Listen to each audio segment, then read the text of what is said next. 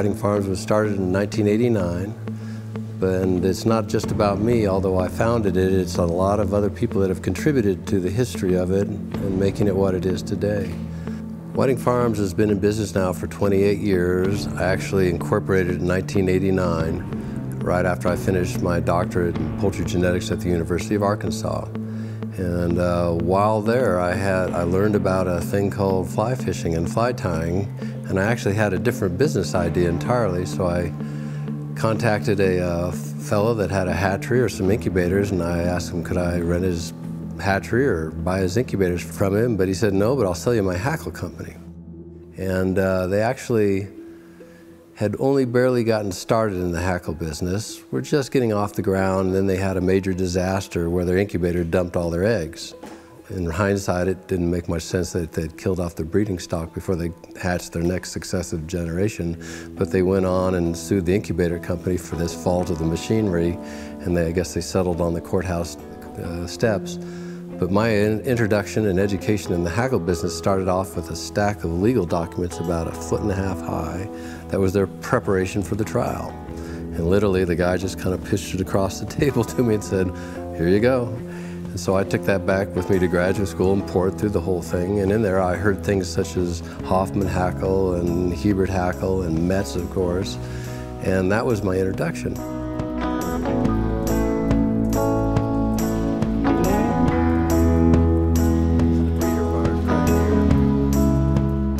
Bought the original Hoffman hackle line from Henry Hoffman in Oregon, and that was my foundation stock. I also wanted to buy the Hebert hackle line, which was available at the same time, but I couldn't afford both, so I opted with the higher quality of the two. The strong point of that was it had a dry fly saddle at that time, unique, and it had the highest quality hackle, but it was limited to mostly grizzly. I have to credit just good timing, because about this time there was a lot of new interest in fly fishing by what we referred to as the yuppies back then, who wanted to get into fly fishing because the movie A River Runs Through It had come out, and that inspired a lot of people wanting to do it because it was a great film. That's one of the reasons Whiting Farm is here. Very good luck, and a lot of people caring for us and wanting to help us out. I'm from the Denver area, the big city in Colorado, but I wanted to come out where it was more pastoral and less crowded and whatnot. So I ended up starting at a little facility in Fruita, Colorado.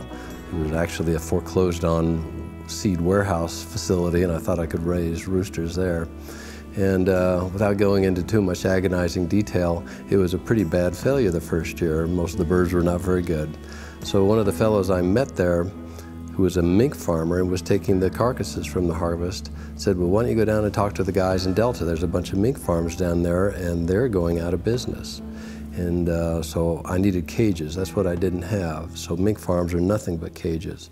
So I went down and met an elderly gentleman who was walking around in a walker and had 3 mink facilities, and he took a chance on me because the market for mink was pretty well going away at that time. And I subsequently moved my operations from Fruita, Colorado to Delta, Colorado, bought one of the Studi fur farms first. They moved the mink out, and we moved the roosters in. So it was very great serendipity that I ended up in a place where there was people with expertise about how to raise an animal with something of high value on the outside that's got to be kept in a cage by itself. And so as we grew and did more and more birds and expanded as fast as we, and sometimes couldn't manage, we always tried to evolve and improve things, not only genetically improving the birds, but improving the system.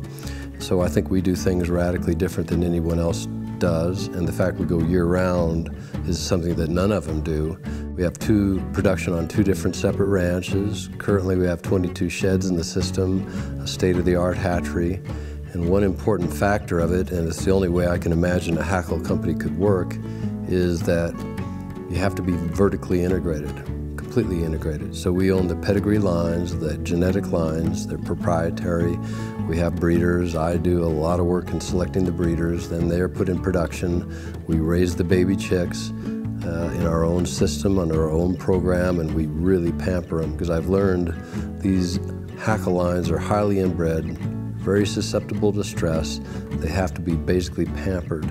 Otherwise, they won't achieve the genetic potential they have. And I think we've been innovative in how we do it. We wash all our own pelts, all of them. We dry them a certain way. We have our own expert dyeing. We package them, and we grade them in our own system.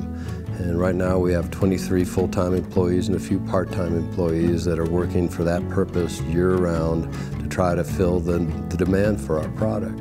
But we also supply to many fly tying companies who, even though when I got into this business wanted to buy the low end, the commercial grade, now they buy our high end because they've realized the cost per fly is less if they buy the higher grades because there's more value in that. I work for Tom because I love fly fishing. This is my passion.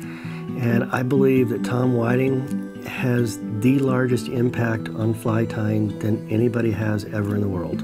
The advances that he has made just in feathers, nothing can be matched. There's no one person that has made this kind of contribution. I think it's amazing what he does. And I'm very proud to work here because of that. We know that our products are good because people scream at us for it, and we understand why. And they refuse to buy other products, and we also understand why.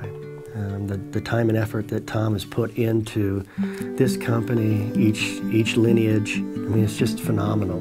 The only time he takes a day off is when his wife tells him to take a day off. Some folks call me the Fly Ninja.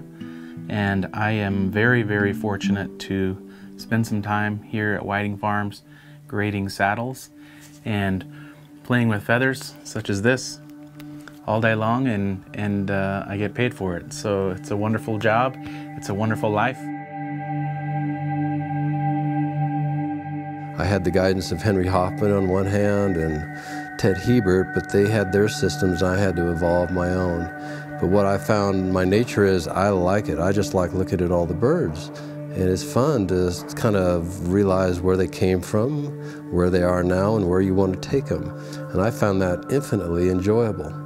And it's not easy. The genesis of the spay hackle. Fly tyers came to me and said, well, we need this feather. And I looked around at different options on how to do it, and I came up with a couple, and one of them has worked out rather well. It took 10 years to form it into a sellable product, but now in the last 10 years it's basically exploded and we can't even keep up with it.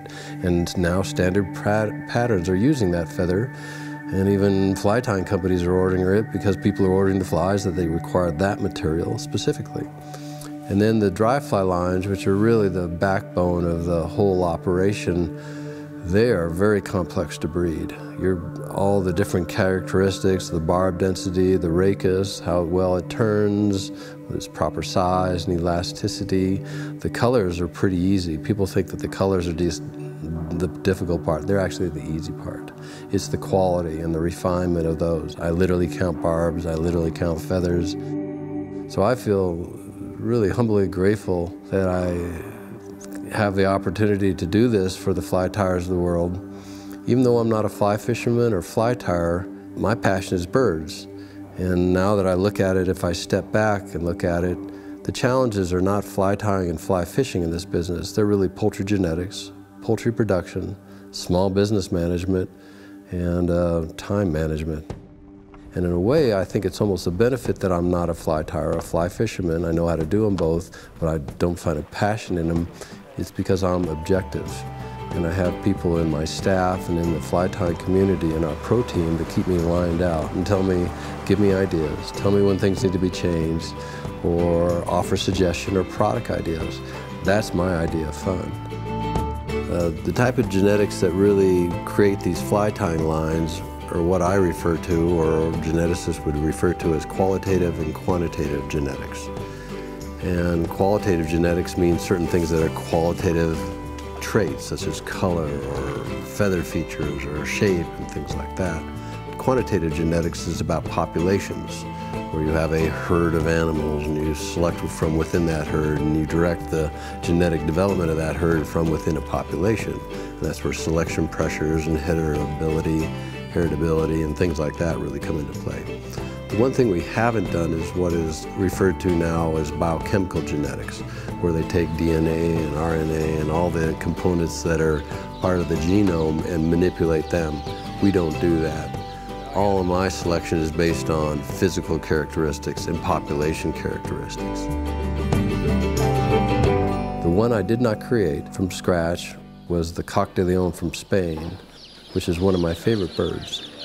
And that's the oldest that anyone knows about genetic hackle or fly-tying feather bird, and it goes back at least 500 years, documents. And I imported some of those in the early 90s with the help of a friend, and I've enjoyed them immensely. They're a beautiful, noble, dignified, got a lot of class. I just love those birds.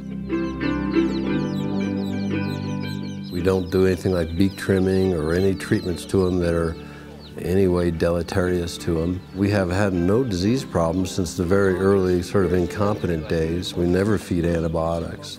I'm a very big believer in probiotics. I have a 4-prong program that people even interview me about because it seems to work so well. We haven't had any disease problems ever in the company.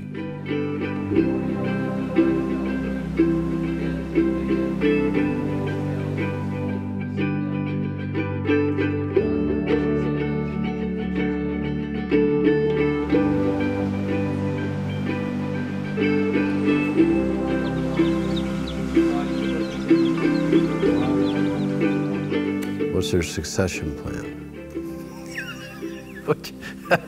You're on the stage and you're, yeah. I always thought, you know, in a funny way, it was, you know, hit a nail in the head. You know, because I am now 60 years old and I've maybe got a few good years left in me, but, you know, I have to think about where these lines are going to be, who's going to take them over. Like in the case of the Heber Minor, I'm the 4th custodian of this line. You know, it started with Harry Darby and Andy Minor and Ted Hebert, now me. Who is going to go after that? And the one thing I've understood after doing this so many years is it's a long-term commitment. It's incremental, it's slow-moving, and I really want Whiting Farms to go on after me so these can be passed on. I have had opportunity to sell the company, but I don't really want to do that. I would rather have the ethic about what we're doing here to carry on, because a lot of these lines, a lot of people have put a lot of work into them, and I want to see them carried on and even improved. So what I'm planning on doing, I've got a few young people in the company or in graduate school right now who have expressed the desire to carry on my work, and they work here intermittently to see what it's like, so they know what they're getting into, I hope, and they're willing to make that commitment to carry it on, because I have some other business ideas or bird ideas or product ideas, and I hope they have more product ideas. It's a dynamic system, and you really have to want to do it, or people want to have to do it, and they have to have the intellectual curiosity about the plan and the program, not just to make money. They got to be here because they want to do it. They got to have some sense of pride and taking it beyond it.